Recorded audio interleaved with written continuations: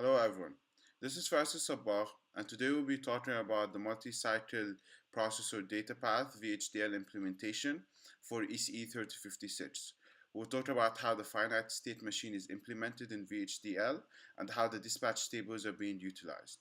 We will also extend the current data path with the store word instruction.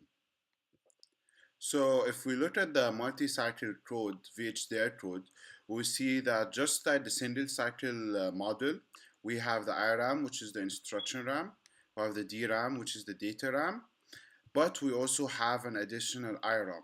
This IRAM stores the micro instruction that controls the control signals for each state.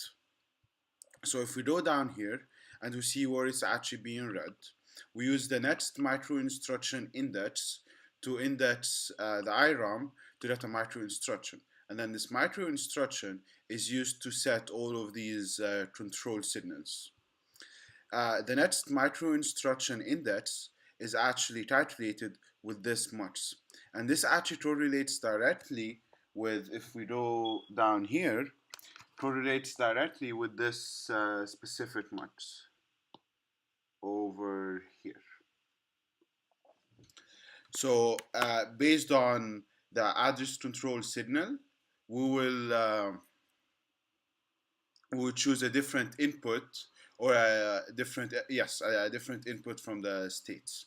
So if we go back to the code, if the the address control will be the 4 lowest bits of the micro instruction, and then if the address control is 0 0, then we go back to state 0. If the address control is 1, we check the input from dispatch 1. If it's 2, we check the input from dispatch 2. And if it's 3, then we just add 1 to our current state. So if we go back to the IRAM, we will see that this makes sense because in the fetch, the next the address control is 3, which is just the next instruction. Because if we go back to our finite state machine, we see that regardless of what the instruction that we're currently fetching, the next state is always going to be the instruction decode. So it's always going to be this instruction plus 1. So, and then once we get to the decode, now we want to get the state input from the dispatch table 1. So if we go down here, we'll see that the instruction is decoded, and based on what type of instruction it is, we will jump to a different micro instruction or a different state. So for example, if it's an R format, the dispatch 1 will say go to since our format signal will be 1, dispatch 1 will have an input of 5. So here, dispatch 1 will set the next micro instruction to 5.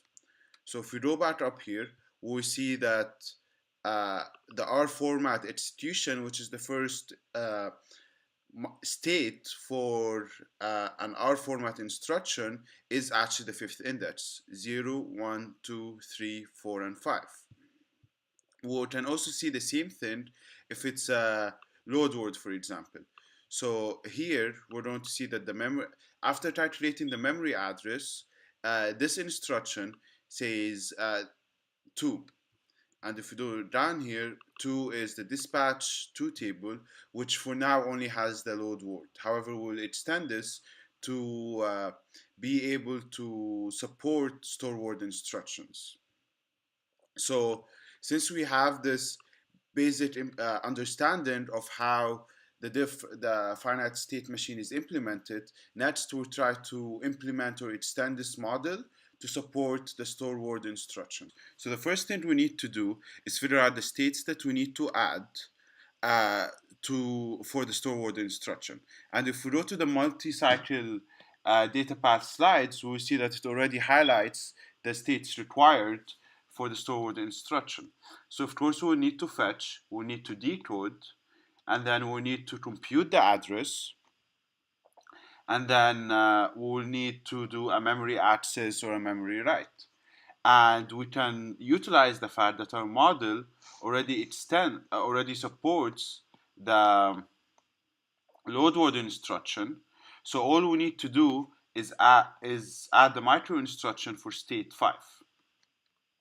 So if we go to slide number 2, for state 5, here, we will see that these are the control signals required for that state or to do a memory write. And this is basically most of our micro instruction. So let's start by writing them down. 0, 0, 1, 0, 1, 0, 0, 1, 0, 1, and then 1, 2, 3, 4, 5, 6, 7, 8, 9, 10, and 11 zeros. 1, 2, 3, 4, 5, 6, 7, 8, 9, 10, and 11 zeros. However, this is not everything. If you look at this table, look at the order of the control signals, PC write condition, IRD, memread, we will see that in our code, they're sorted in the exact same order. So the most significant bit is bit 19, which is PC write, and then PC write condition, IRD, memread, and so on. However, there's an extra 4 bits for the address control. And we know from here that after the mem write state, we would need to go back to the fetch state. So if we go here and we look at the fetch state, we know that it's state 0.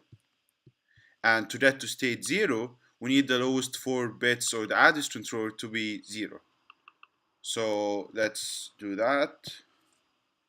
Let's go back here and add another 4 zeros. 1, 2, 3, 4. And this one is, sorry, there's a delay in the video. And this one is going to be go to fetch state, fetch state next. Okay, so let's write this in hex. So this will be 0. Let's write this in a different color. This will be 0, and then 1, 2, 3, 4 will be 0. 1, 2, 3, 4 will be 0. 1, 2, 3, 4, it's going to be 8, and then 1, 2, 3, 4, it's going to be 2. So our micro instruction, our mem write micro instruction will be equal to 0x28000. Okay, so if we go back here, we could add this state in our IROM and say this is 28000, and this will be our mem write state, and because we also need that information later, 0, 1, 2, 3, 4, 5, 6, 7, and 8, index 8, index 8. So now that we're in the code and that we have implemented the only micro instruction that we need to add, we need some signal to tell us when there's a store word in our model. So let's add a store word instruction signal as a standard logic, and go down here and say store word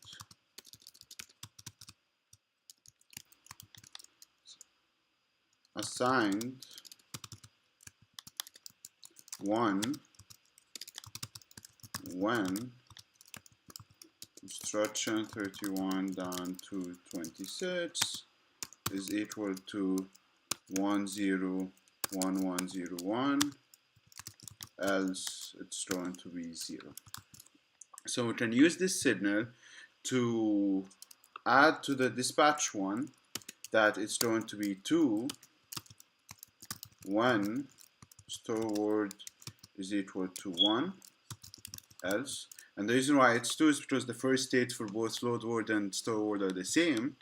However, for dispatch 2, we're going to make it 8, and the reason why it's 8, state 8, is because the micro instruction for memwrite is index 8.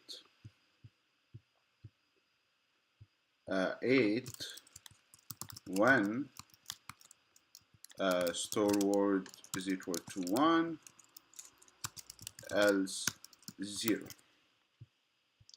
So we added store word to dispatch 1, to dispatch 2, and the micro instruction should take care of the control signals over here. And if we look at, for example, memwrite,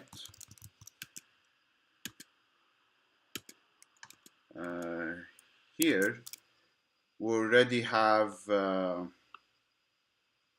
infrastructure to write to the DRAM using this signal.